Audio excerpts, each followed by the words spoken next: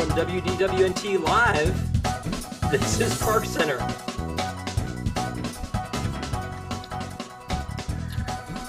Nailed it. You know.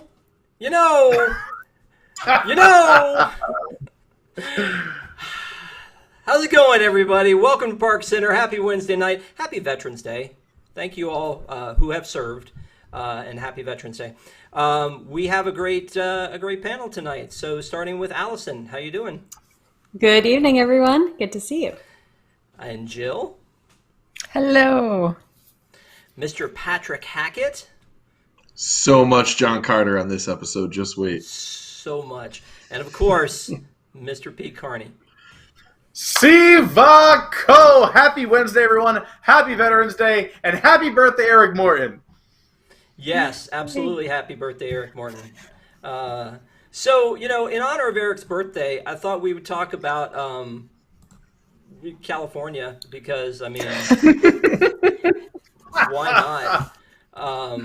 So there's this thing called Disneyland. You guys have heard of it. You've heard me talk about it way too much. In the legends. Yeah, I've heard that they have stuff there. It feels like they're kind of Frankensteining together some sort of experience with the DVC now coming open. So, what do you guys think? We talked about the Buena Vista Street opening up, and now the DVC resorts are there so that you can go and stay there and do what, Jill? What are you going to do there?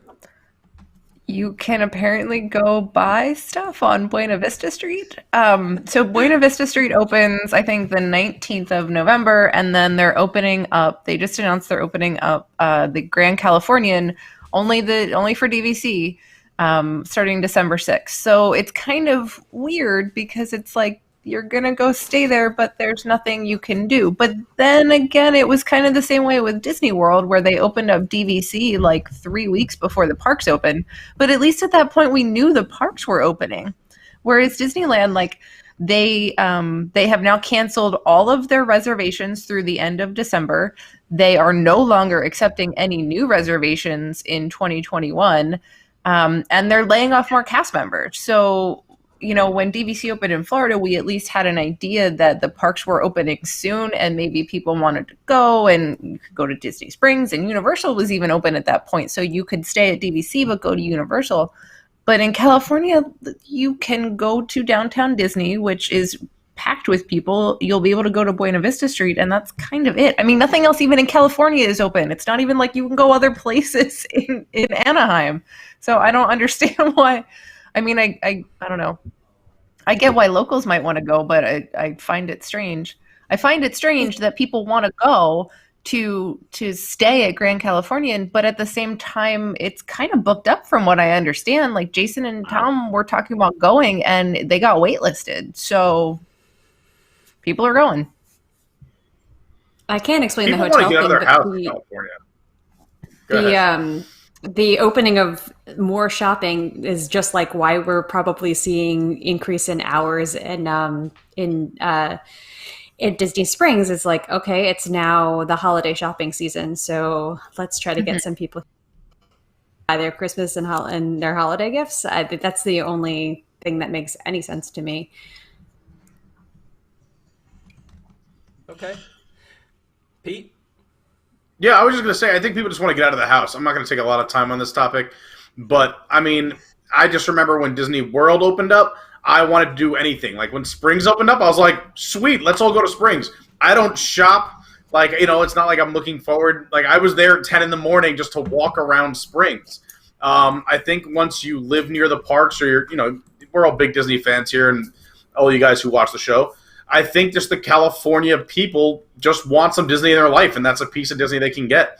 So it's, hey, something Disney is happening. I'm going to go do that Disney thing since I can't go into the theme parks. And I think that's really it. And people, especially if you're DVC and that's your home resort, you definitely want to go there. Yeah, again, like Jill, to your point, there's not a ton of stuff to do there. That was the thing about opening up Disney World is you could go and stay at those hotels, and you could go to Universal, or you could go to Disney Springs, and there was legitimately something to do. Everything that they're shutting down, it feels like There's nothing there to do, and yet for some reason I still want to go. Can't figure it out. I have no idea why. So the next topic we're going to talk about are, we got some rats going on. The Ratatouille ride is going to open, but yet no time soon.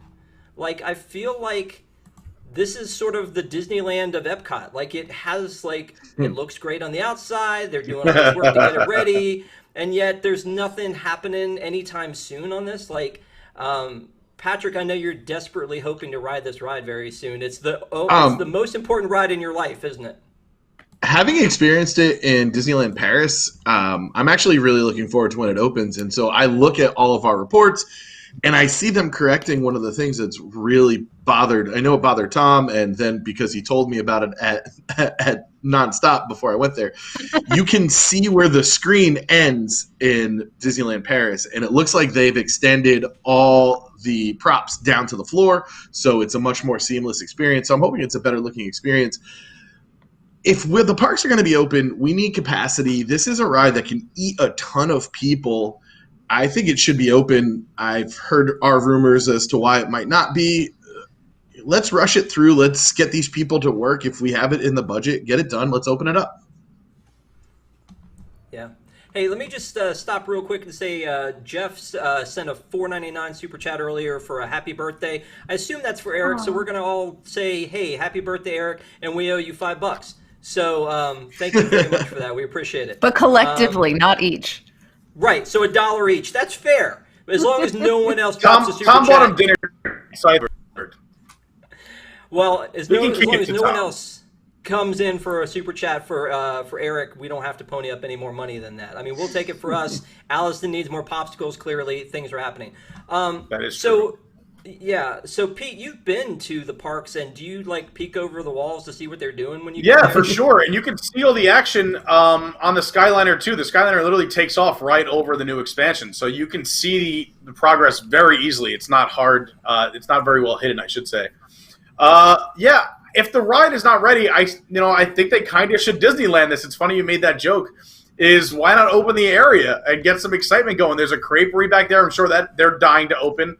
The entire exterior looks ready. I think it's just they're doing punch list stuff. We always make fun of fromage, or just turn it into the Epcot smoking section. Yes, this is the Epcot smoking section. We need access.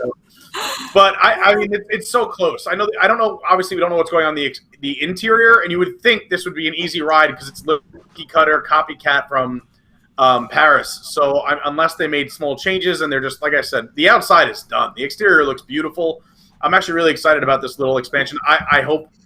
I'm not excited that it's a dead end. I think it's going to be a madhouse the first few months it's open of people trying to get by this little 10 to 12 foot walkway back and forth. Forget about social distancing. But I'm excited for this to open up. Hey, more rides at Epcot is a great thing. Right now, it's World War III over there. World War III. Okay. No, I get that. I like the idea of opening it up. What is French for Buena Vista? Well, it's fine. It's fine. the other view. So the next thing we're going to talk about are not eating in the queues. And to tell you the truth, like when I was growing up, we never ate in the queues. So the idea that they're keeping you from eating in the queues now is not completely foreign to me. But again, like it's another thing that they're tweaking, right, to try to make sure that everyone feels safe in COVID world. Yeah, you're right, pulling down the masks. So again, Pete, I want to throw it to you first because you probably see this firsthand. Like, have you been in lines where people are creeping up behind you? Yeah, I'll be real short with this. I mean, again, this is another loophole. This is, and Disney's speaking as they go, is people don't like wearing the mask. And it's also hot in Florida. It's starting to cool off a little bit. But especially if you're not used to wearing a mask in this heat and you're coming from somewhere else around the country, it is frustrating and it's hot and it's annoying. So you're looking for any excuse to take it off. So people were walking around Epcot, constantly would have drink in their hand, just with the mask pulled down and walking. And then Disney said, okay, wait, you have to stop, be stationary, go to the side of the path. And then they enforced it with what I call the Epcot Safety Patrol. And they made everyone stop, and you could only pull your mask off while you're eating on the side of a path. So people now in lines are same thing. They have an open cup of water, or they went and bought a pretzel or some popcorn. And now if you're holding that popcorn, what's to say you're not continually eating it?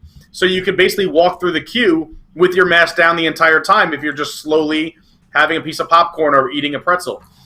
So there's another little loophole. So now Disney's saying, okay, this is making other guests feel uncomfortable. This is not following our safety protocols, and we want to be, super safe.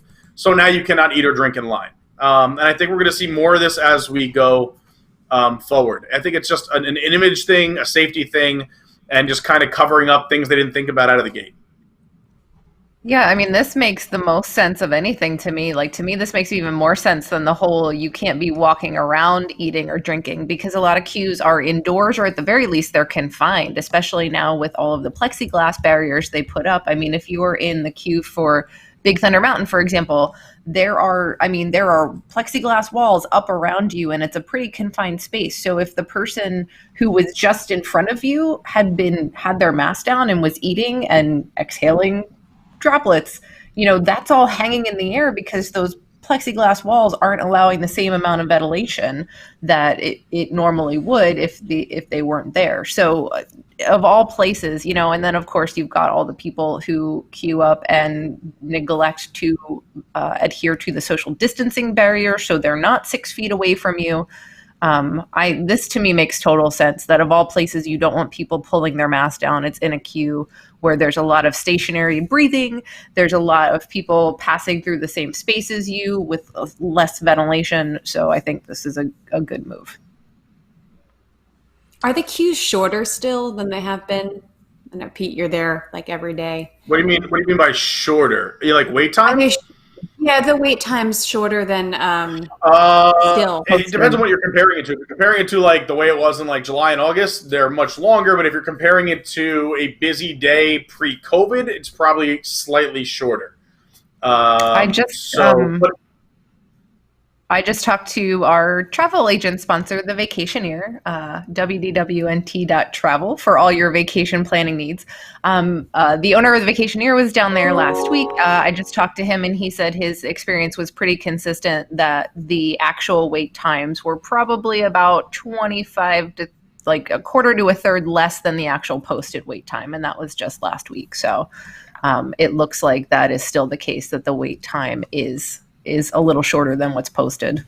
Right. So my view is, as long as it's less than 45 minutes, like, sometimes you have like a 3-year-old being like, I need a snack, and it's hard to enforce this no eating. I don't think anyone's getting mad about kids eating and drinking in the line.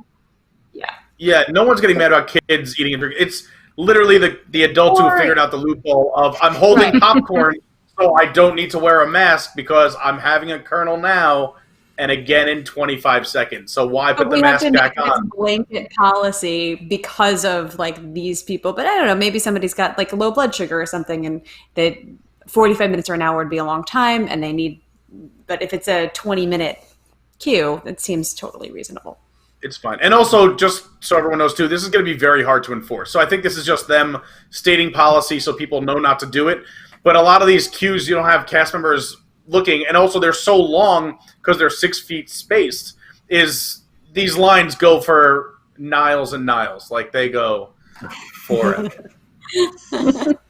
Welcome to America, where people do whatever they want as soon as nobody's watching. There's no worst joke of the night on this show. Hey, so there's no rule about kazoos yet. Can we use kazoos in line, or no problem? Brian Martzoff would probably be using his. I just realized it's probably me and Jill are the only people who know who that is. And I only know him through, Christmas podcast parades. Yeah, come on, a little too inside, man. Sorry. So the next topic is I've called it barriers to fun, because we talked about Rise having these plexiglass barriers in it. We saw that they were testing them on Mickey and Minnie, and now there's this. And whoa, the frozen boats. Come on, man. There's nothing sacred. The frozen boats. Like, what are we going to do here? So you've got all these barriers in here, and I get that it's because we want to increase capacity, but the first thing that strikes me about that is something we've talked about before, is let's put the COVID aside for a second. Let's assume that this vaccine works and we all get to actually go back to normalcy at some point. How are they going to repair these things that they've put all this plexiglass bolts and things in, as they go along the way? Like, spackle. I mean, food wrappers. Just again, throwing it to Pete cram them in the holes. You're the construction guy here. Like, they're doing irreparable damage to this stuff, right? Again, I get it. I get why they're doing it. It makes me sad. Well, here's the deal: is that this is kind of be, you can kick this one to the accountants. It's going to cost a ton to undo this.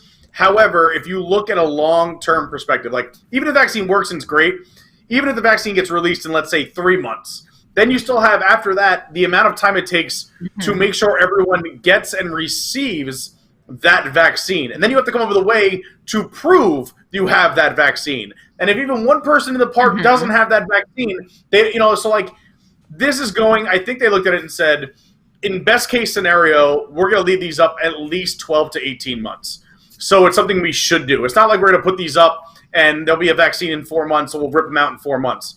So I think they looked at it and said, hey, if these are going to be up for 18 months, we may as well as do it right, and we'll kind of figure it out then. And if the people are coming in and we have that cash flow, we'll kind of figure out what, like, I think some of the, let's say, barriers or, the queue lines, they'll probably rip out completely and just have to do new, concrete work and new railings.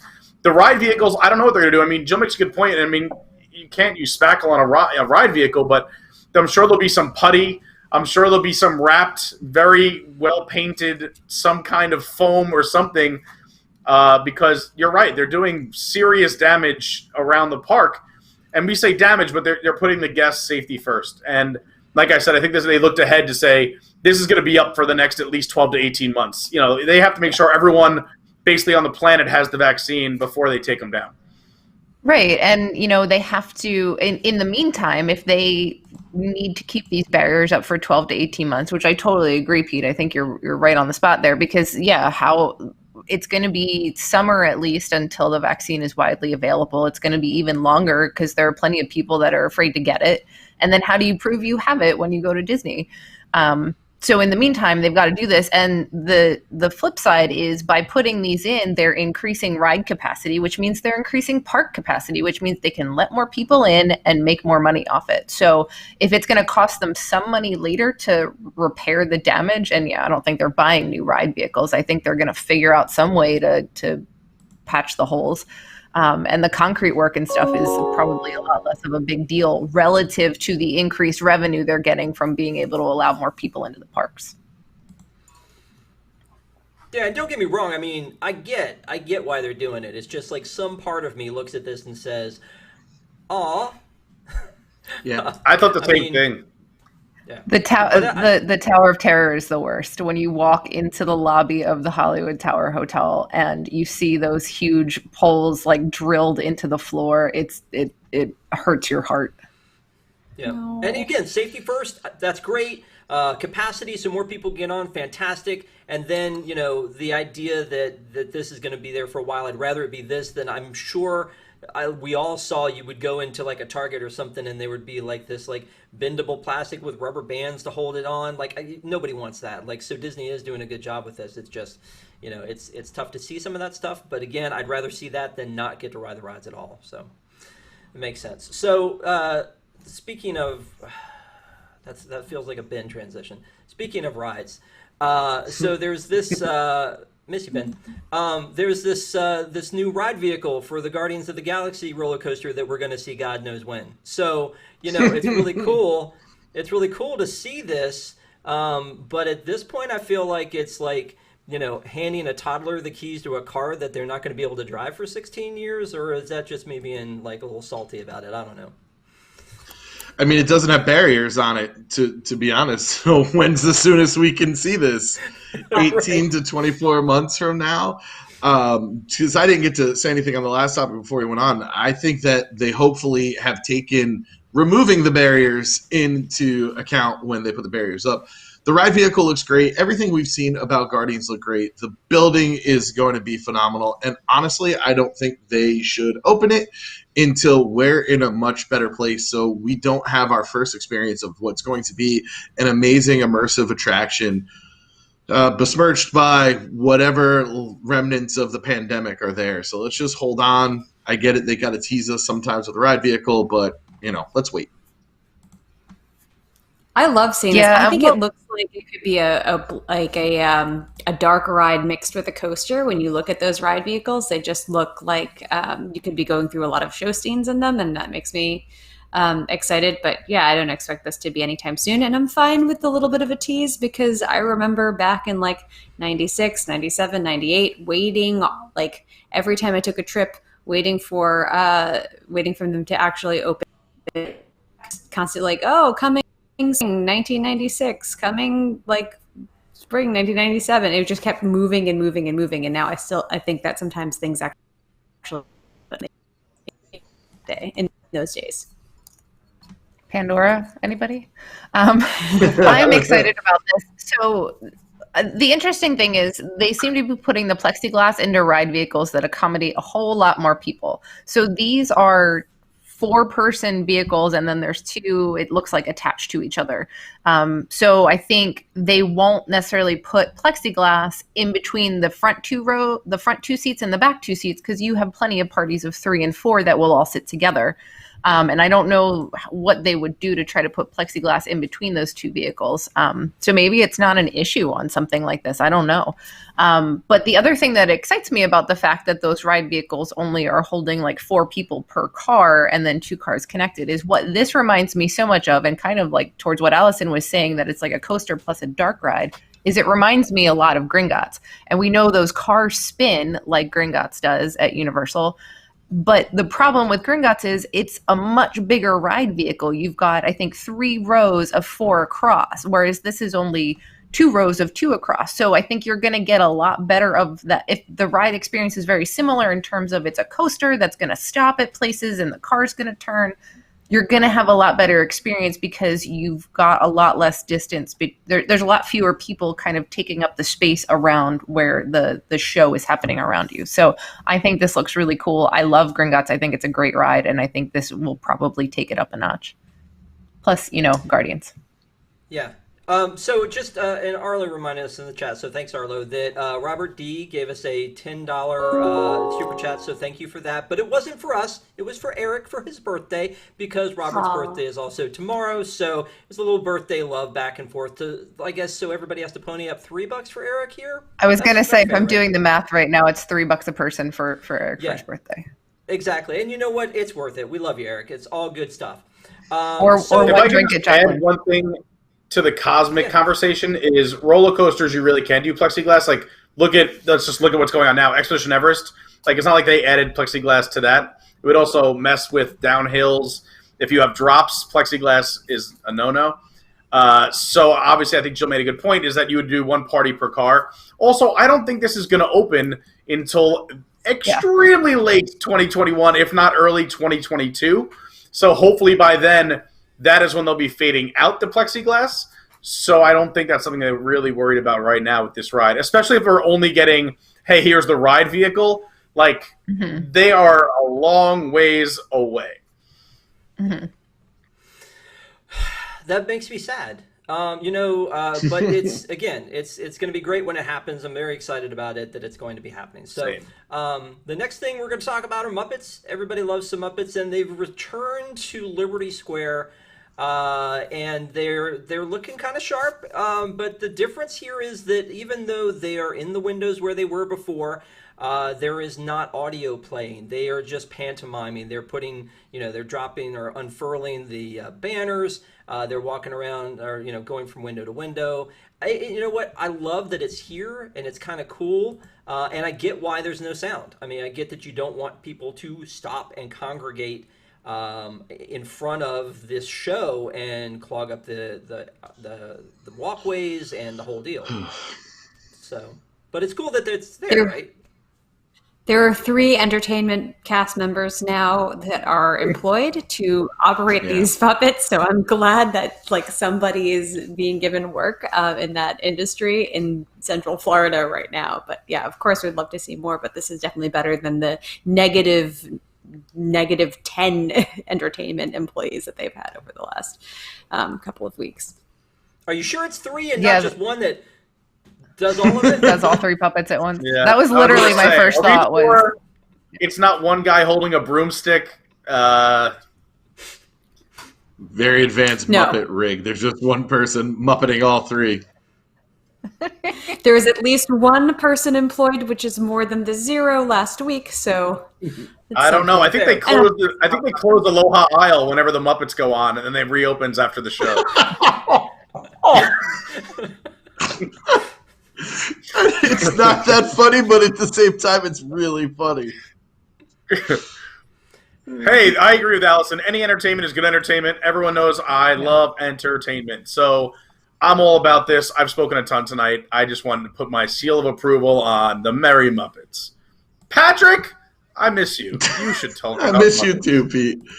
It's great that they're using the Muppets. The show is one of my favorites. It was a really great show, and it's always great for people to be getting back to work right now, especially those in entertainment, which has really been hit hard by the cuts. I would love to see them more in Hollywood studios, considering that they have an attraction there. It would be great to see them out and about with all the cavalcades and everything that's going on. A bigger Muppet presence would be terrific. Muppet Mobile Labs has to be kicking around somewhere. Yeah, that is the thing. Like, there's a lot of entertainment like that, but I think Muppet Mobile Labs is the same problem. It would create a bottleneck wherever it was, and that's the thing we need to balance with entertainment in general, is that when you have entertainment, you have to stop and take it in, and that means crowds and hashtag COVID. yeah, especially this, being in Liberty Square. Liberty Square isn't the most spacious area to get a bunch of people stopping and standing around, and plus trying to allow people to walk through. So it is, I get that they're not doing an actual show to try not to encourage people to do that. It totally makes sense. But I am at least excited to see that they're doing this, and then they're doing some other stuff too for the Christmas season, which I know we're going to talk about in a second, that it is a little bit more okay, we acknowledge that people want stuff to see and be entertained by. So, fingers crossed that keeps up and isn't just a little Christmas bump and then goes away afterwards. And then it spreads to other parks. I think Patrick made a great point, is that, and I'm not saying take it out of Magic Kingdom, but Magic Kingdom has a lot more quote-unquote entertainment offerings than all the other parks combined. And for the record, Patrick, Pete just awarded you points. So, congratulations. Ding, ding.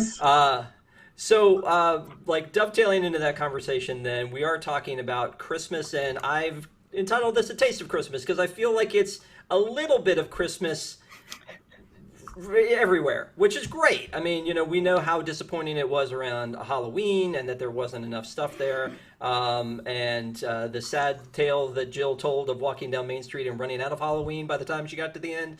It is a taste of Christmas. I mean, you've got a little bit of stuff going on over at Hollywood Studios, and but it's good that it's there, and it's neat that they're trying to find different ways to do it. I'm excited about that there are things to do. But the castle, you've got projections instead of the lights, and you've got the cavalcades instead of shows and things like that. So it's great they're doing it, and it is a taste of Christmas, wouldn't you say? I totally think so. Will. Yeah. But yeah, just the fact that it's in all 4 parks is awesome. I mean, yeah, that was the problem with Halloween. Halloween was Main Street, and that was it. And you didn't even see it in other parks, much less anywhere else in Magic Kingdom. Whereas this, you've got Tree of Life Awakenings came back. I was super excited to see that. You've got Santa in a bunch of parks. You've got the cavalcades. You've got the Living with the Land holiday overlay at Epcot, which is always, one of my favorite things ever. So it's nice to see that they're doing this in all 4 parks. You've got the hats back on Gertie at Hollywood Studios. There's a lot more that feels like it's a holiday, even just, I know it's not the same as having a show, but you've got the projections on the tower, you've got the projections on the castle. So it's something. It's Christmas, and it's Christmas from the minute you walk into the park until the time you go home at night. It's Christmas no matter what park you get park passes for. That's a lot better than I think what they've done up until this point.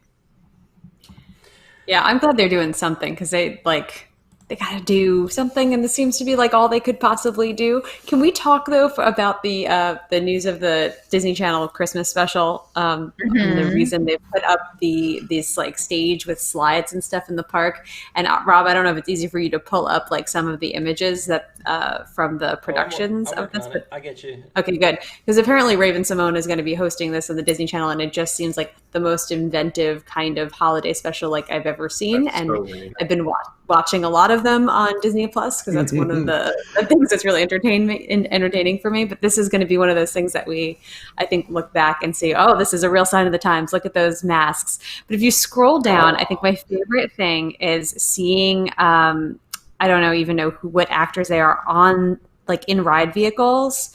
And if you look at, there we go. What these particular people are wearing here reminds me so much, and I think only two people who are watching this are going to even understand what I'm referencing. Don't you call me out on this?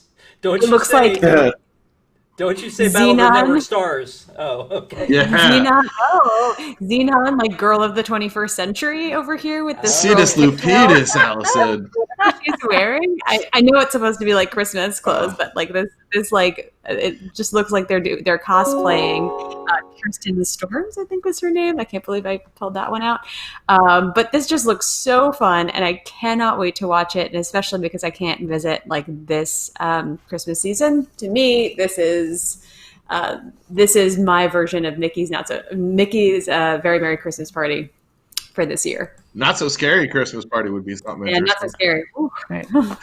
It was like American Ninja Warriors meets, as you were saying, Battle of the Network Stars meets the Kingdom Keepers novels. It's a really crazy idea. It's so Maleficent and somebody else stole Christmas, which, I mean, that's not usually Maleficent's MO. You could have at least Scrooge is a big good guy lately. I think it's a terrific idea. Anything to kind of get people moving and get people excited for the parks. Like Allison was saying, I'm not going there anytime soon. So every little taste of the holiday season that I'm getting is great. So I can't wait for it on Disney Plus or Disney Channel. I'm excited. I just assumed Disney Plus. This seems so inventive. Like the fact that it's not your typical holiday special where it's like, let's go to this park and have a performance from this band or musical group or whatever. And then they just kind of like, it seems like there's a story here, that there's like a quest that these they're kids, I think they're the cast of Zombies too, that they're going through this like adventure through the Magic Kingdom, and there's like, I don't know if it's like a scavenger hunt kind of thing, or like they're supposed to complete little tasks. Like, to me, that all seems so cool. That's something I would love to do. I would love to go on like this adventure where you have to complete certain tasks and find things, and it's raising money for charity. Like, to me, this just seems like such a cool idea. And the fact that they're, using this, one of the things I try to do personally in terms of getting through all of this, crazy COVID, quarantine, all that stuff is like, look for the opportunities where you can find them. And to me, this is Disney doing something like, obviously it's going to be really tough for them to bring in tons and tons of performers and guests, to do their typical holiday special. So they're doing something different, and I think this is going to be really cool. So I appreciate that they're taking the opportunity to do something really different with their holiday special. And it's, to me, I think it's fascinating, and it's going to be way more intriguing for me to watch than, just a rehash of what they do every other year. What a missed opportunity just to transform the song Text Me Merry Christmas to Zoom With Me for Christmas. I mean, it was obviously the biggest hit of last year's show. Everyone loves Text Me Merry Christmas, and it could never be more appropriate than 2020. I agree with Patrick. I love that they're doing anything. I love the American Ninja Warrior set. I wish that Tinkerbell flew out of the castle and landed on like a pad in the middle of Tomorrowland. Make it like full Ninja Warrior. This is cool. I'm all for anything in the parks, anything that brings attention to the parks. You guys, this might shock you guys. I don't know a lot about movies. but I know a lot about Disney parks, and that's what I love. So anything involving stuff in the parks gets me super psyched, super excited. So yeah, this is fun. I like it. Very cool. Well, we are out of time, but I would like to thank everyone for joining us and also thank our Wigs. Jill, can you talk a little bit about our Wigs? I can always talk about Wigs. I love Wigs. Wigs is the WDWNT Inner Globe Society. It is our membership group where you get special additional content, bonuses, fun stuff just for joining. It starts at as little as $2 a month. You get post shows for, first of all, this exciting show, as well as WDW News Tonight. You get other bonus content like Ride Rehab Watches. You get access to our Discord channel where you can talk with other Wigs and staff. You get, when we have them, you get discounts on our WDWNT events and all kinds of other fun stuff. So go to patreon.com/WDWNT for more information and to join. And for you Wigs out there watching, we'll see you shortly in the post show. Yes. Thank you guys again for spending time with us. We appreciate you. See you soon. Thanks a lot. Sivako!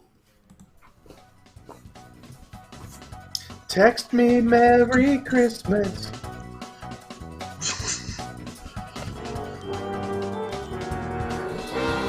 Do, do, do, do.